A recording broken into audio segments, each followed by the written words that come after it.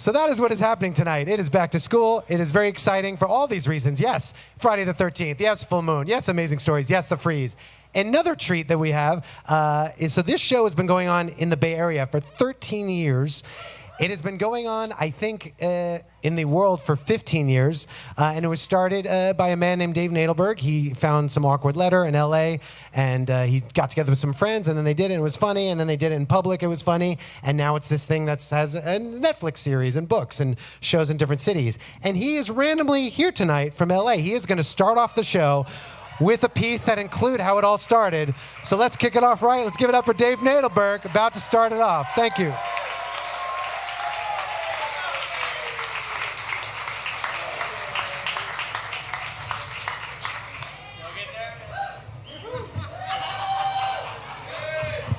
Hey guys. So did anybody here grow up in Michigan? I like that you're raising your hand like we're in school still. We've left. It's been a long time. Make some noise if you grew up in the Midwest. All right. So one thing, if you were one of the people who did not make noise, one of the things you may not know about Michigan or the Midwest is that it can get a little boring. Things don't always. The weather changes, but there's a lot of things. Growing up in suburban Detroit area, like not a lot of things changed, and that kind of started driving me crazy.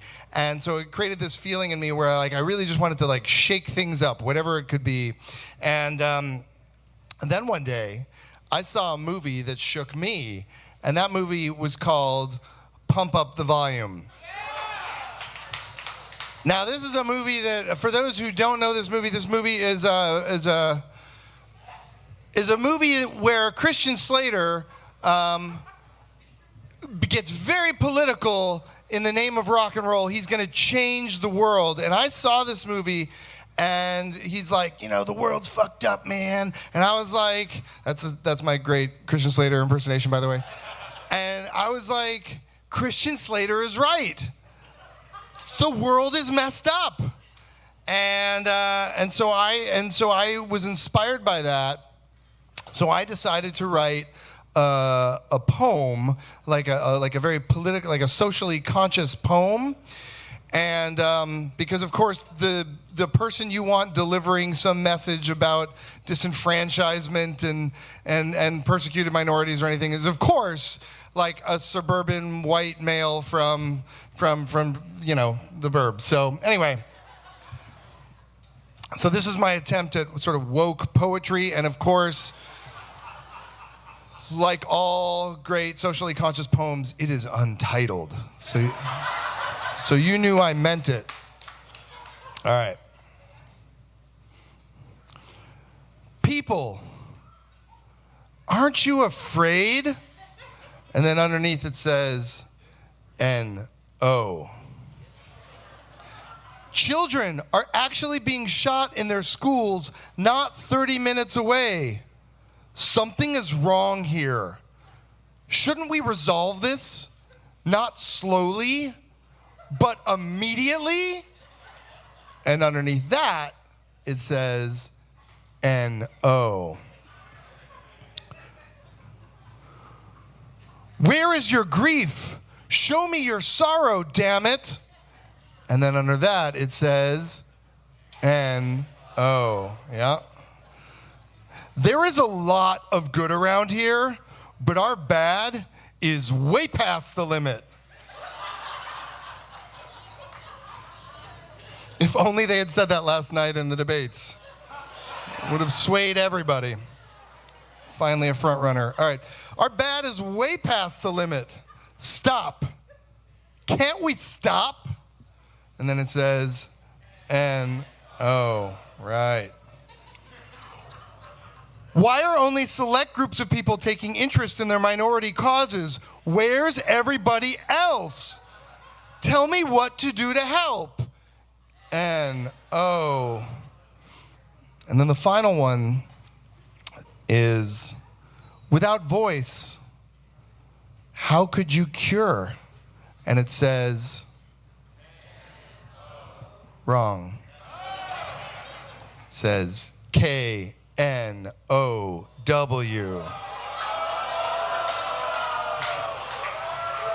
It's a thinker. It'll sink in eventually, and you'll be like, whoa, that guy's like Christian Slater. So, all right, so clearly I did not change the world with my poetry. I didn't even change myself. It was not a very effective way of shaking anything up. And so I thought maybe I'm just being too ambitious. Maybe I could just change something smaller. I'll change my love life. Maybe I'll finally get a girlfriend. So I came up with this idea. I had this crush. I did not know her at all. That is important to know about this. I did not know this person. And I was like, how can I get a girlfriend? And I was like, I'm going to write her a love letter and just like hand it to her and walk away. And then she'll read it and be like, I got it, him. So I was very excited, but because this is like my one shot with this person, or so I sort of saw it as that, I kind of like crammed everything into here. And I think most love letters tend to be like your eyes are so beautiful and your skin or whatever. It's a compliment to the person. This love letter is all about me. It's basically a cover letter, or something. And just remember, as you'll note with the flowery language, I was a poet. So remember, I was a poet. All right. Okay. Hello, Leslie. How is your day today? Mine's quite well, I must admit. I do hope that yours is a good one, because what you are about to read may or may not add an extra color to the rainbow at day's end.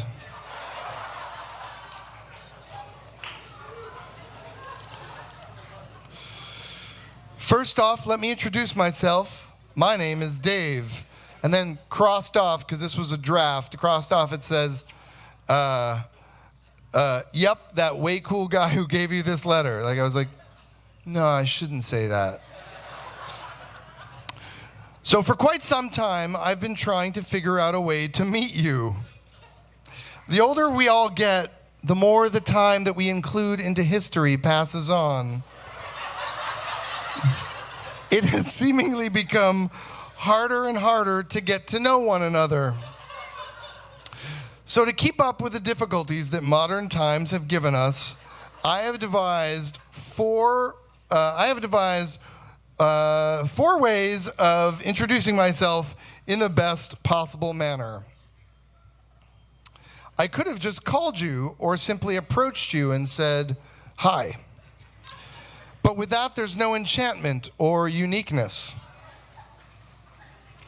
So I wimped. Sue me. Love letter threatening lawsuits. I could have also faxed you. My, wouldn't that be modern? Ah, yes, but maybe just a bit too high-tech and impersonal. So the letter just goes on, and by the second page, the desperation starts, it really started to intensify. By now, you may be wondering just who is this? Why exactly is he writing me? How did he know my name? Actually, I'm a pretty good guy, and I don't normally do this kind of thing. But I don't know, something here was just different, so I decided I must do this. To tell you something about myself, I love music, movies, sunsets across the water, beach volleyball. I'm in Michigan.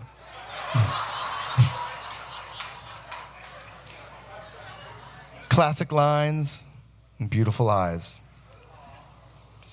And oddly, this line was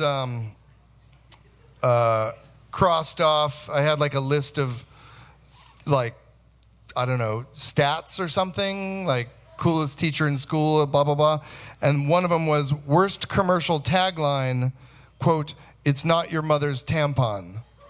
So I wrote that in a love letter, sincerely, did cross it off, but still, okay.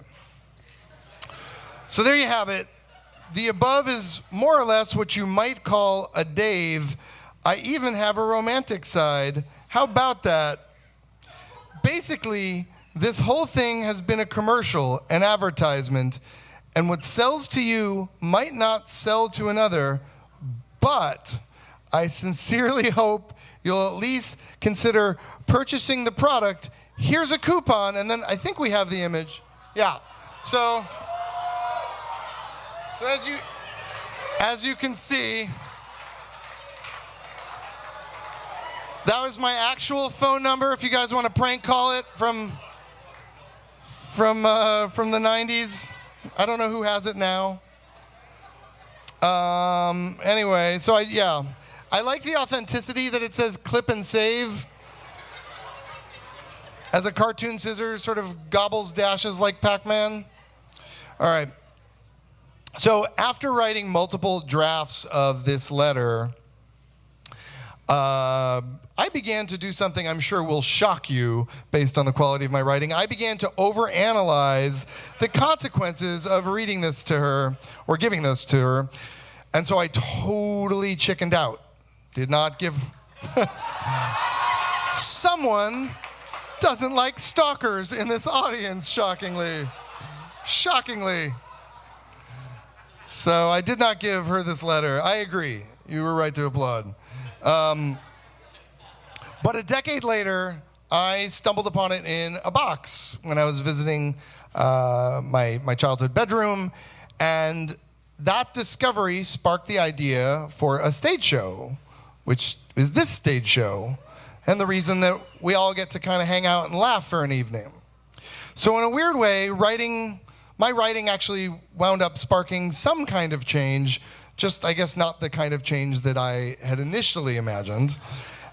So while this letter never resulted in me, getting any awkward first date moments with that girl, it did result in something a whole lot better, which is the realization that there is a community of people out there, just like me, and I hope like you, who are all waiting to celebrate their own awkward moments, which is all to say, I hope you will consider tonight as not so much a show as it is sort of an awkward first date with several hundred strangers. Addendum.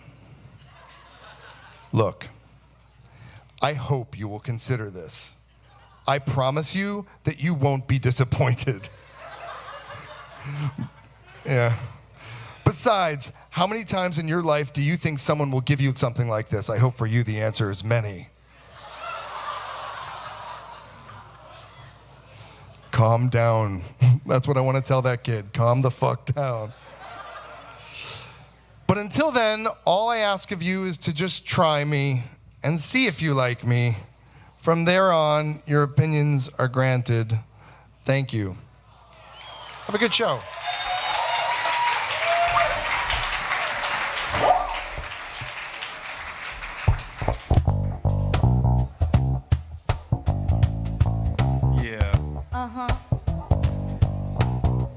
Okay.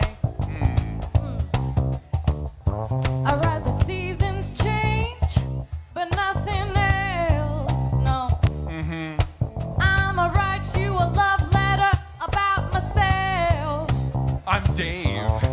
The seasons change, but nothing else. Nothing fucking else. I'm gonna write you a love letter about myself. About myself. Cover letter. My name is Dave. And guys, I'm really trying to do my best. I'm just sitting here in the boring motherfucking Midwest. But I'm just here looking up to my Lord and Savior, reading the Bible according to Christian Slater. And he told me to pump up the volume in the dark room. And just I got all this hope in me, so I'm writing white suburban poetry about the minorities, which feels weird for me to say out loud on a stage in the Bay. But that's okay. But I got this girl, there's so much I want to tell her. So I've got a fucking resume and a lovely cover letter about all my good points. All that is fucking good with me. So maybe you and you, girl, we can exchange some weird sexual poetry. Cause I will paint you a rainbow. Yes, a rainbow. So many colors that I paint. Girl, how could you say no? I know you can't. I'm from the Midwest, yeah, right next to Detroit. Yes, indeed, I'ma give you all I can, and I'm sorry if I'm taking a while to get to the point. All right, yeah, you're so inspired. I hope your poems are untitled.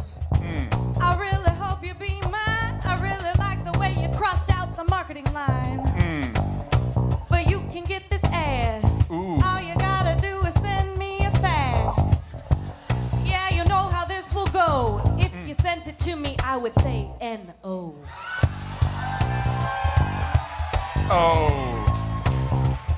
Oh damn.